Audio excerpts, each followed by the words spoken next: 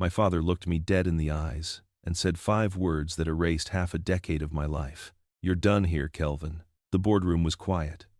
Robert sat at the head of the long table, his hands folded like a judge about to deliver a sentence.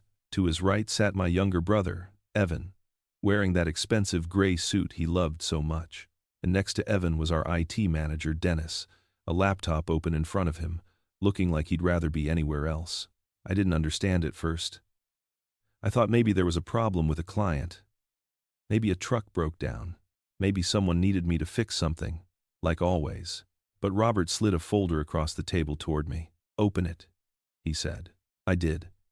Inside were printed emails from my company account to Hartwell Freight, our biggest competitor.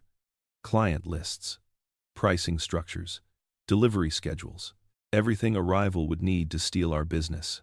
The timestamp said 2:47 a.m., 3:12 a.m., and 2:58 a.m. I looked up. "I didn't send these. Your login, your credentials, your email address." Robert's voice was cold. "Years, Kelvin. 5 years I trusted you. And this is how you repay me? This is a mistake," I said. "Someone got into my account. I was asleep at." "Enough." Robert stood up. "I've seen enough. Security is waiting outside. Pack your things and leave." I turned to Evan. He had this look on his face, concerned, sympathetic, like a brother who felt bad for me. But his eyes told a different story. There was a flicker there, just for a second. Triumph. "It's for the best, Kelvin," Evan said softly. "We need people we can trust." I wanted to flip that table. I wanted to grab my father by the collar and shake him until he remembered who kept this company alive while he played golf and Evan played executive. I wanted to scream, but I didn't. I closed the folder. I nodded once, and I walked out of that room without another word. The security guard followed me to my office. I packed 5 years into a single cardboard box. Photos, a coffee mug, a pen my grandfather gave me. That was it. That was all I had to show for half a decade of sacrifice. When I stepped into the parking lot, the spring air hit my face. I stopped by my car and just stood there for a moment, and then I smiled. Because my father had forgotten one tiny detail. One small thing he never paid attention to. Because he never paid attention to me. That tiny detail was about to cost him everything.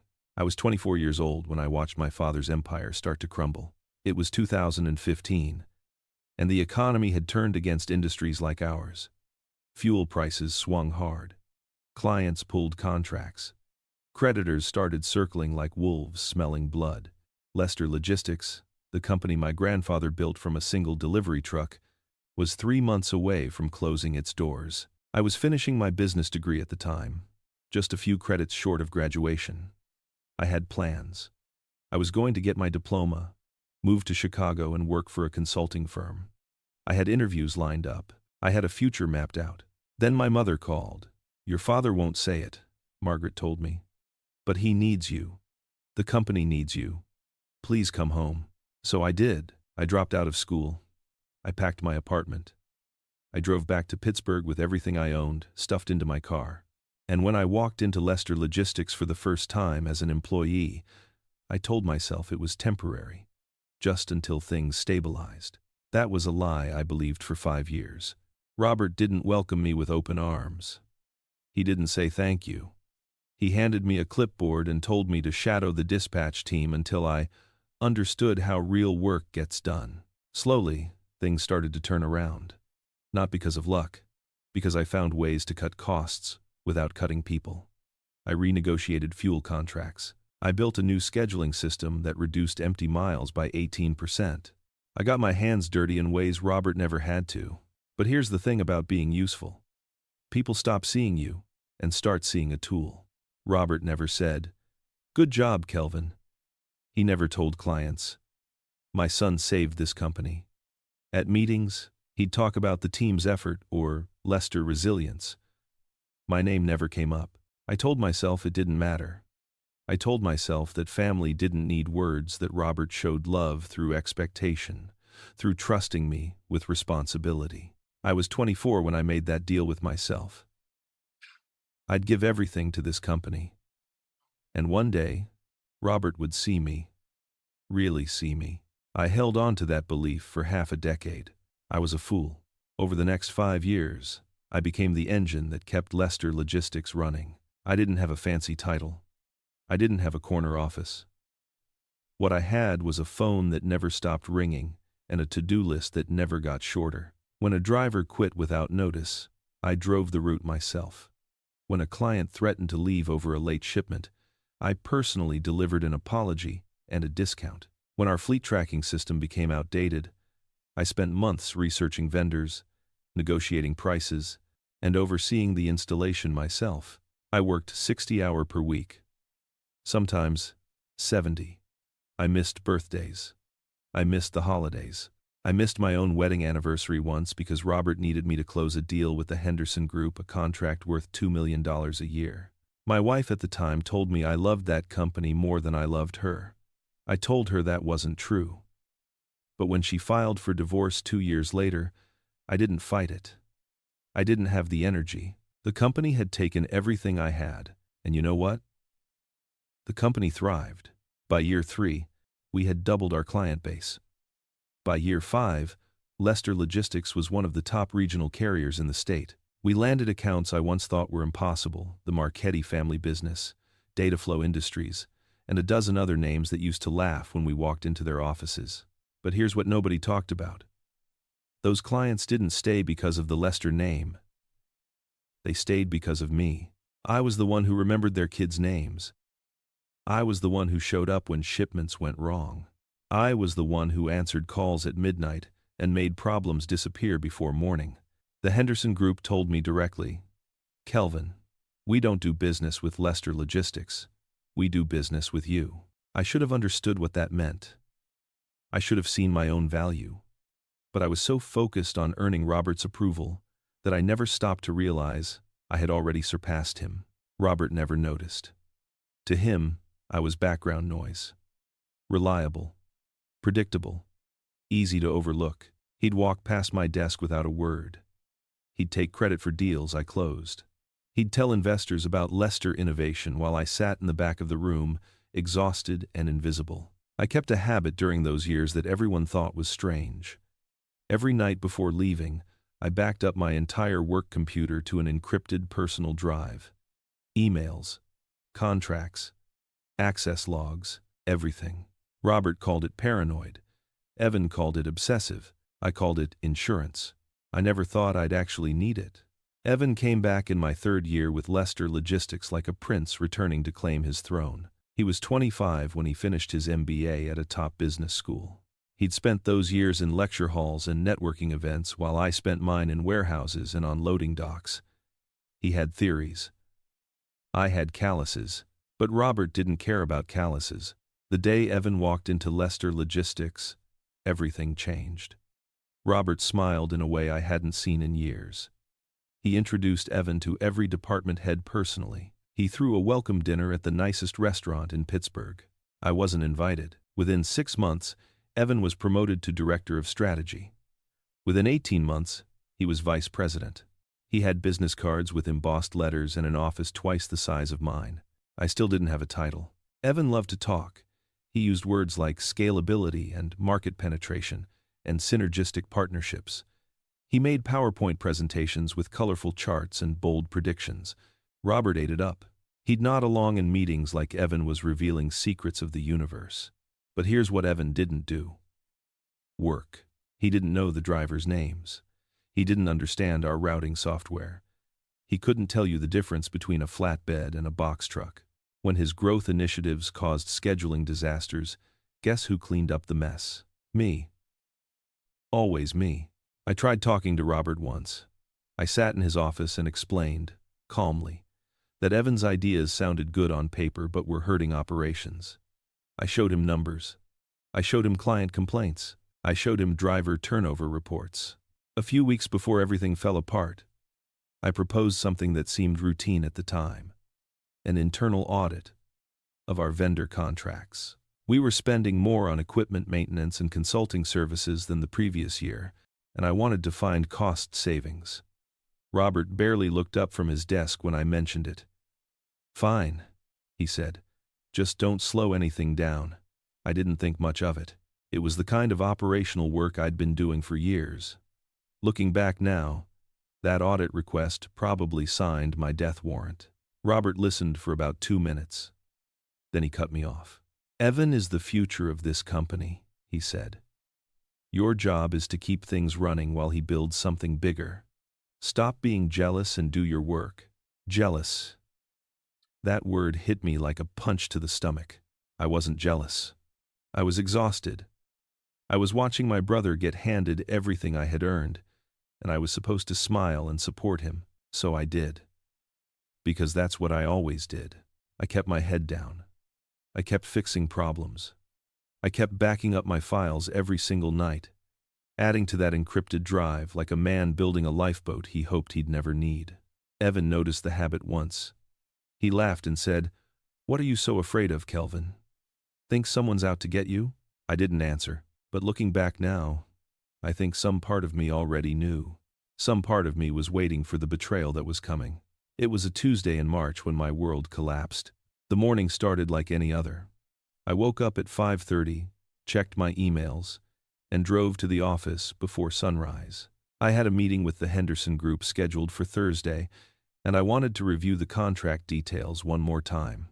Around 10 a.m., my desk phone rang. It was Robert's assistant. "Your father wants you in the executive conference room now." Her voice was strange, tight, like she knew something I didn't. I walked down the hallway with a knot forming in my stomach.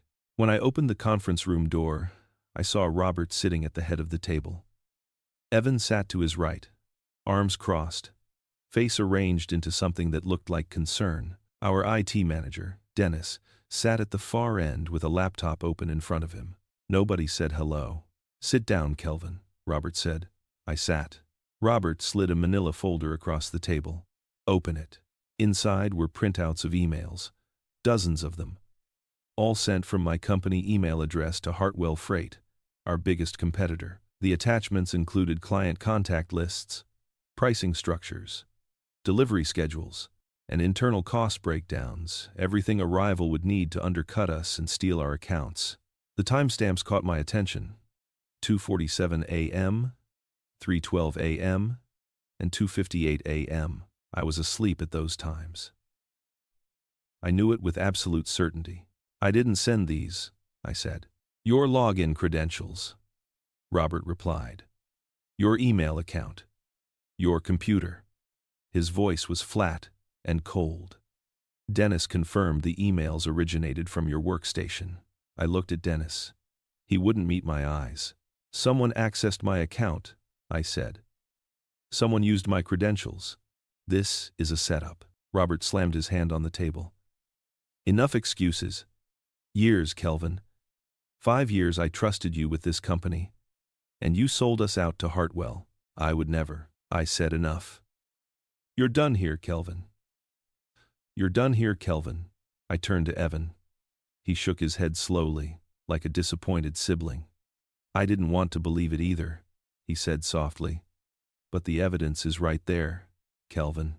His voice was smooth, sympathetic, perfect, but his eyes gave him away. Just for a second, I saw it a flash of satisfaction, victory, and in that moment, I knew. "Security is waiting outside," Robert said. "Pack your personal belongings. HR will mail your final paycheck. You're done here." I stood up slowly. I looked at my father, the man I had sacrificed years for, the man whose approval I had chased my entire adult life. He looked back at me like I was a stranger. I walked out without another word. I don't remember driving home that Tuesday afternoon. One moment I was walking through the Lester Logistics parking lot with a cardboard box in my arms. The next, I was sitting in my apartment, staring at a wall, the box untouched on the floor beside me. The silence was deafening. For years, my life had been structured around that company. Wake up early, drive to work, solve problems, drive home, sleep, repeat. Without that routine, I felt hollow, like someone had removed my bones and left only skin. I called Margaret that evening. I needed to hear her voice. I needed someone in my family to say they believed me. "Mom, I didn't do this," I said. "Someone set me up. I think it was Evan." There was a long pause on the other end of the line. "Kelvin," she finally said, "your father is very upset right now.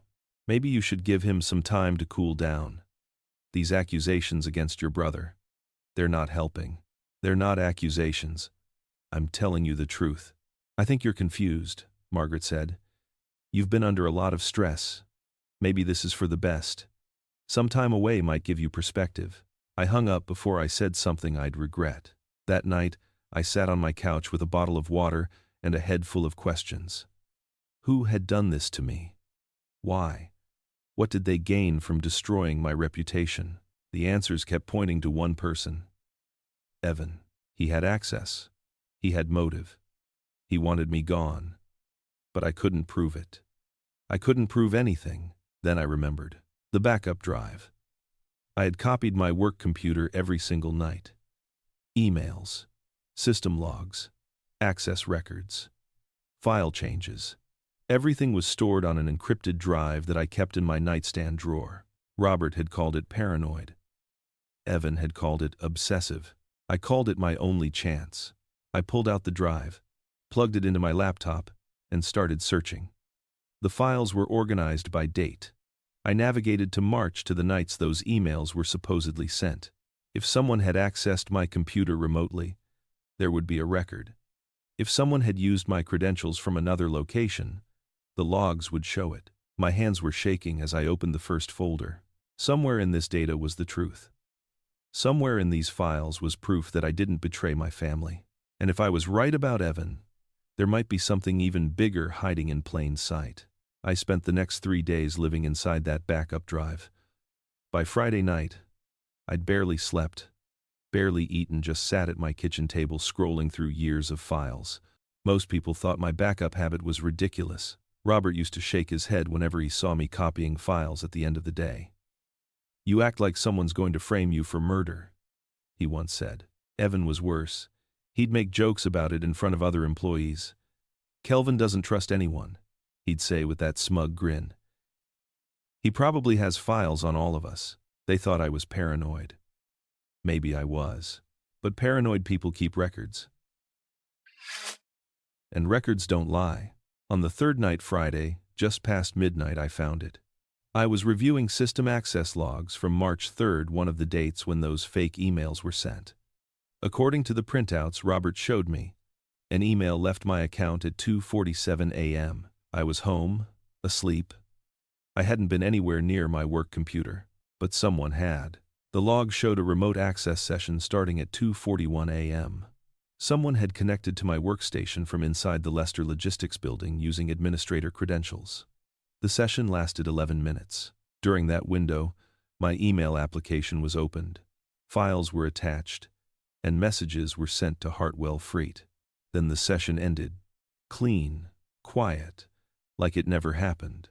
I traced the network address back to its origin point. Evan's office. My hands stopped moving on the keyboard. I read the log entry 3 times to make sure I wasn't seeing things. The remote access came from my brother's office. 6 minutes before those emails were sent. On a night when the building should have been empty. Evan had framed me. He had used his admin privileges to access my computer, send those emails, and make it look like I was the traitor. Then he sat in that conference room and watched our father fire me without saying a word. I leaned back in my chair and stared at the ceiling. For a moment, I felt sick. My own brother, my own blood. He had looked me in the eyes and pretended to be sad while he twisted the knife he'd planted in my back. But the sickness passed quickly. In its place came something sharper. If Evan went this far to get rid of me, there had to be a reason. This wasn't just jealousy. This wasn't just competition for Robert's approval. Evan needed me gone. Urgently. Desperately. Which meant there was something else hiding in these files. Something bigger. I started digging again. Saturday morning, I started digging into the financial records. That's when I found the first clue buried in an old accounting report. During my years at Leicester Logistics, I had access to most financial documents, invoices, vendor payments, expense reports. I didn't usually look at them closely. That wasn't my job, but I backed them up anyway. Because I backed up everything. Now I was grateful for my obsession. I started noticing patterns. Small payments to vendors I had never heard of. Companies with names like Summit Services LLC and Keystone Solutions Group. They appeared on invoices for consulting, maintenance, and equipment. Services our operations team never requested. I called Linda Marsh, our senior accountant, in the afternoon. Linda had been with Lester Logistics for 10 years. She was honest, careful, and she had always treated me with respect. "Linda, I need your help," I said.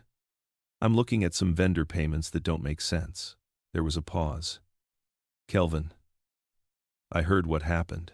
"I'm sorry. I didn't do what they said I did." "I know," she said quietly. "I've known you too long to believe that story." I told her about the access logs. I told her about Evan's office IP address. And I told her about the strange vendor payments I was finding in my backup files. Linda went quiet for a long moment. Then she said, "I've had concerns for a while. Invoices that didn't match any work orders. Payments approved directly by Evan without going through normal channels. I brought it up once, but I was told to stay in my lane." We spent the next 2 days comparing records. Linda pulled what she could from her own files. I cross-referenced with my backups.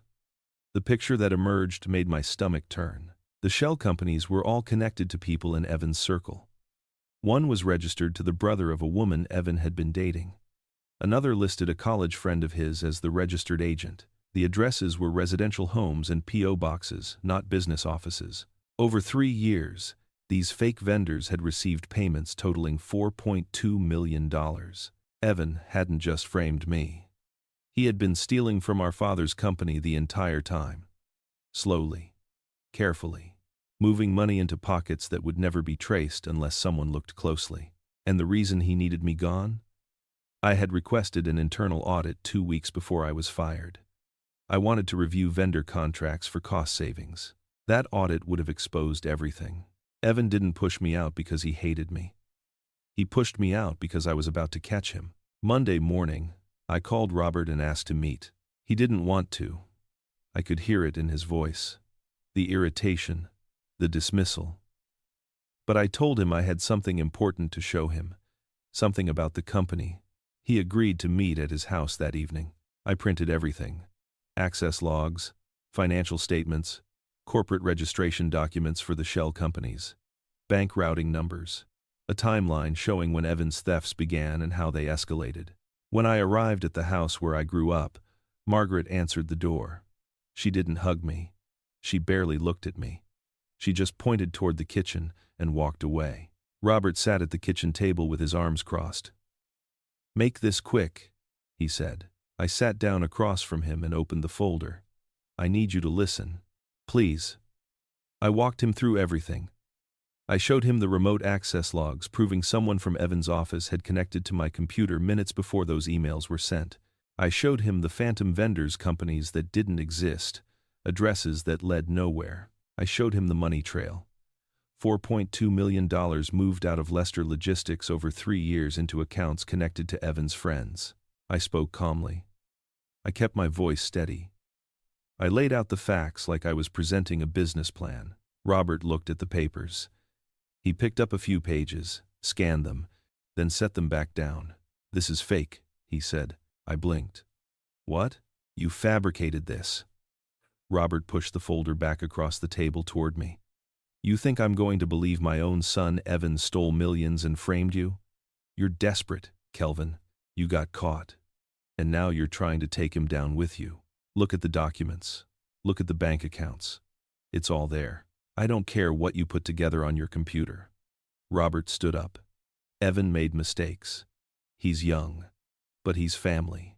You betrayed this company, and now you're trying to destroy your brother because you're jealous he got the position you thought you deserved." My chest tightened.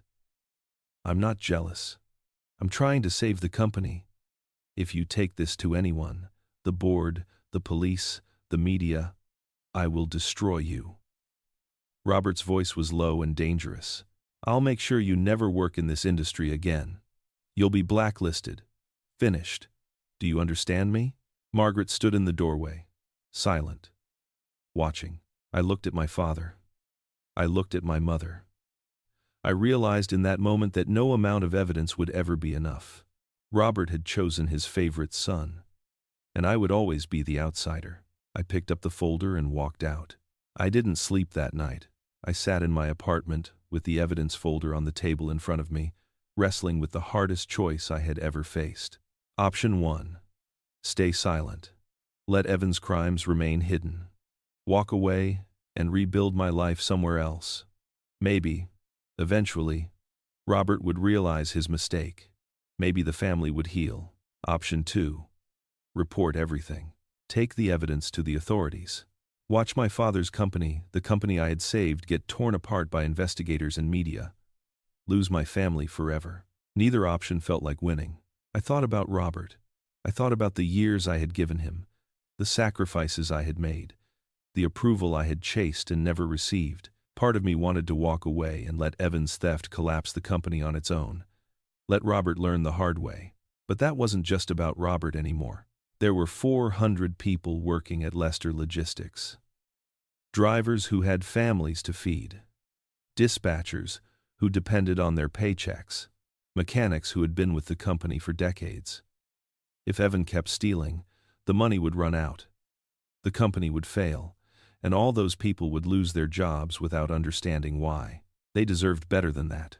I thought about Linda, the accountant who had risked her position to help me find the truth. I thought about the Henderson Group, the Marchetti family, Dataflow Industries clients who trusted us with their business.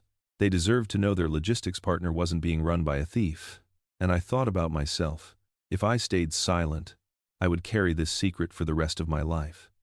I would know that I let injustice win because I was afraid of losing people who had already abandoned me. I couldn't live with that.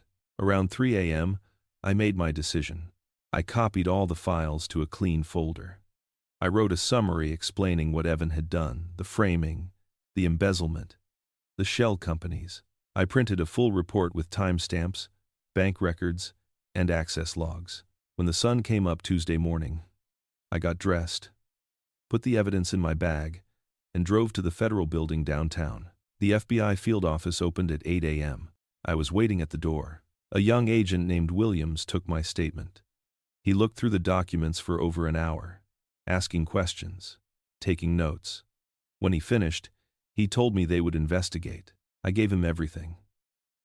Every file, every backup, every piece of evidence I had spent years collecting without knowing why. When I walked out of that building, I felt lighter and terrified. I had just set a bomb under my own family. 2 weeks later, federal agents executed search warrants at Lester Logistics. I watched it happen on the local news. Agents in dark suits walked through the front doors carrying boxes and laptops. Employees stood in the parking lot looking confused and scared. Cameras captured everything.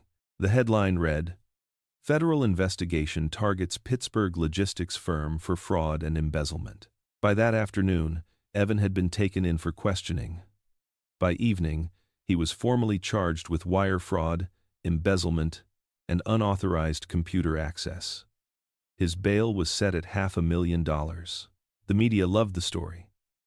A family business. A golden son stealing millions. A father who refused to see the truth. It had everything. Robert tried to control the narrative. He released a statement through the company's lawyer describing Evan's actions as alleged misconduct under investigation and promising full cooperation with authorities. But he also added a line that made my blood run cold. This situation was brought to light by a disgruntled former employee who was terminated for cause and appears to be acting out of personal resentment. He didn't say my name. He didn't have to. Within hours, people inside the company started connecting the dots. I received anonymous messages calling me a traitor, a snitch, someone who destroyed a family business because I couldn't handle being fired. The clients I had worked with for years started asking questions. Some of them called me directly. "Kelvin, what happened?" they asked. "We heard Evan was arrested. We heard your father is blaming you." I told them the truth. I explained the framing, The evidence, the theft, most of them believed me. Some didn't. But belief didn't matter anymore. The damage was done. Margaret sent me a single text message 3 days after Evan's arrest. "I hope you're happy now. You destroyed this family." I read it sitting alone in my apartment. I didn't reply. I wasn't happy. I wasn't vindicated. I wasn't anything close to satisfied. I had done the right thing. I knew that in my head. But my heart felt like it had been hollowed out with a knife. The company I had saved was now drowning in scandal. The family I had sacrificed everything for now hated me. And the brother who had framed me was being called the victim by the people who should have known better. A week later, I received a voicemail from Robert. "We need to talk. Come to the house tomorrow at noon." His voice wasn't angry. It was cold. Empty. I knew what was coming. I arrived at the house exactly at noon. Margaret opened the door without a word and led me to the living room. Robert sat in his leather chair, the one he always claimed as his throne during family gatherings. Margaret sat on the couch. Neither of them looked at me when I walked in. "Sit," Robert said. I stayed standing. "Fine." Robert leaned forward, hands clasped. "I'll make this simple. You destroyed this family, Kelvin. You destroyed your brother's life. You destroyed the company's reputation. You destroyed everything I built." "Evan destroyed it," I said quietly. "He stole over $4 million. He framed me for crimes I didn't commit. I gave you the evidence, and you refused to believe me. You should have come to me privately," Margaret said. Her voice was strained. "You didn't have to involve the government. You didn't have to humiliate us in front of the entire city." "I did come to you," I said, looking at Robert. "You told me if I took it anywhere else, you'd destroy me." "Because family handles things internally," Robert snapped. "You don't air your problems to strangers. You don't turn your brother over to the FBI like he's a common criminal. He is a criminal. He committed fraud. He made mistakes. He's young. He would have learned." Robert stood up, his face red. "But you? You couldn't stand seeing him succeed. You've been jealous of Evan since the day he walked into that company. You wanted him gone. And you found a way to make it happen." I felt something break inside me. Not with a loud snap, but quietly. Like a rope wearing thin, until it finally gives. "I gave you 5 years," I said. "I sacrificed everything for you. I saved your company when it was dying. I lost my marriage. I lost my future. I gave you every piece of myself, and you still think I'm the villain." Robert stepped closer.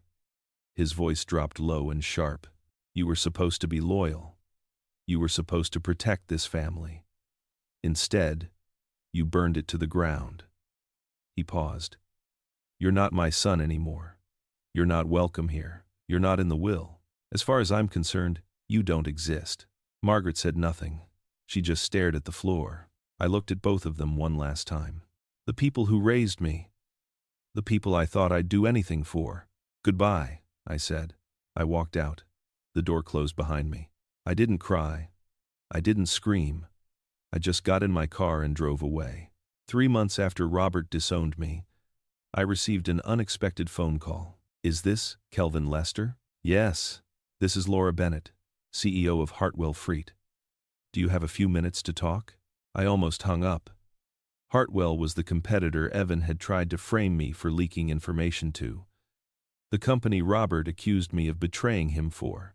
Hearing that name felt like salt in a wound that hadn't healed. But something made me stay on the line. "I'm listening," I said. "I've been following your situation in the news," Laura said. "I want you to know something. 6 months ago, your brother contacted us. He tried to sell us your client database and root information. We refused. We reported the contact to our legal team and documented everything." I sat down. "You knew?" "We knew someone at Lester Logistics was trying to leak information. We didn't know it was your brother setting you up until the investigation went public." She paused. "Kelvin, I've been in this industry for 20 years. I know your reputation. The Henderson Group told me you're the reason they stayed with Lester as long as they did. So did Marchetti. So did Dataflow. What do you want?" I asked. I want to offer you a job. Director of Client Relations. You'll oversee our key accounts, build new partnerships, and help us expand in the region. The salary is competitive. The benefits are excellent, and you'll be working with people who actually value what you bring to the table. I didn't answer right away. Working for Hartwell would make me look like exactly what Robert accused me of being, a traitor who jumped to the competition. It would confirm every lie he told about me. But then I realized something. Robert's opinion didn't matter anymore. He had already burned that bridge. He had chosen Evan over the truth, and he had thrown me away like I was nothing. I didn't owe Robert my loyalty.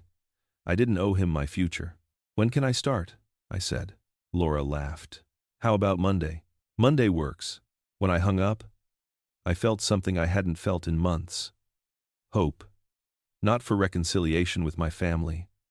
Not for revenge. Just hope that maybe, somewhere else, with different people, I could build something better. I accepted the offer. I signed the contract. And on Monday morning, I walked into Hartwell Freet as their newest director. For the first time in over 5 years, I wasn't working for Robert's approval. I was working for myself. 18 months later, everything had changed. At Hartwell, I wasn't invisible. I wasn't taken for granted. Laura treated me like a partner, not a servant. She listened to my ideas. She gave me authority to make decisions. She publicly credited me when deals closed and when clients renewed contracts. I rebuilt the relationships I had spent years cultivating. The Henderson Group moved their contract to Hartwell within 6 months. They told me directly, "We followed you, Kelvin," not the company name. Marchetti came next. Then Dataflow. Then a dozen smaller accounts that had trusted me at Lester Logistics. I wasn't stealing clients. They were choosing to work with me because I had earned their trust, something Robert never understood. Hartwell's revenue grew by 30% in my first year. Laura promoted me to Vice President of Strategic Accounts. My salary tripled. I received stock options. I bought a house. For the first time in my adult life, I had financial security that didn't depend on someone else's approval. Meanwhile, Lester Logistics was collapsing. The legal costs from Evan's trial drained their reserves. The scandal destroyed their reputation. Clients left in waves. Drivers quit. The company that I had saved from bankruptcy over 5 years ago was drowning again, but this time, I wasn't there to rescue it. One morning, I opened my laptop and saw the headline, "Lester Logistics Files for Chapter 11 Bankruptcy." The article included a statement from Robert. He blamed external interference and the vindictive actions of a former employee who prioritized personal revenge over the welfare of hardworking staff. He still couldn't admit the truth. Even as his company crumbled, even as the evidence proved Evan's guilt, Robert was still clinging to the story that I was the villain. I read the article twice. I waited for satisfaction, for vindication, for some feeling of victory. It never came. Instead, I felt something quieter. Sadness, maybe. Not for Robert, not for the company, but for the years I had wasted chasing the approval of a man who would never give it. I closed the laptop. Linda, the accountant who had helped me uncover Evan's theft, sent me a message that afternoon. "A lot of us are losing our jobs," she wrote. "But we know you tried to save the company. We know you told the truth. Thank you for that." I wrote back. "I'm sorry it ended this way," she replied. "It didn't end because of you. It ended because of the people who refused to listen." That night, I stood on my back porch and looked out at the city. I had everything I thought I wanted. Success, money, respect, but something still felt unfinished. 3 years after Robert fired me, I stood by the Allegheny River on a quiet Sunday evening. The water moved slowly, reflecting the lights from the bridges overhead. People jogged past. Couples walked dogs. Life continued, indifferent to the battles I had fought and the family I had lost. I thought about everything that had happened, the years of devotion, the firing, the evidence, the investigation, the disowning, the rise at Hartwell, the fall of Lester Logistics, and I realized something I should have understood years ago. I had spent my entire adult life trying to earn Robert's approval. I sacrificed my education, my marriage, my health, my future, all to prove I was worthy of being called his son. But Robert's approval was never the goal I should have been chasing. It was a moving target designed to keep me running in circles while Evan got handed everything I earned. The tiny detail Robert forgot wasn't just the backup drive. It wasn't just the client relationships. It was me. He forgot that I had value beyond what I could do for him. He forgot that loyalty is a two-way street. He forgot that people don't stay broken forever. My phone buzzed. A text from an unknown number. "You ruined everything. I hope you're proud." It was Evan. Out on probation, still bitter, still blaming me for the consequences he created. I read the message once, then I deleted it. I didn't need his forgiveness. I didn't need Robert's approval. I didn't need Margaret's understanding. I needed my own respect. And I had earned it. I turned away from the river and walked back to my car. Tomorrow, I had a meeting with a new client. Next week, Laura wanted to discuss expansion into new markets.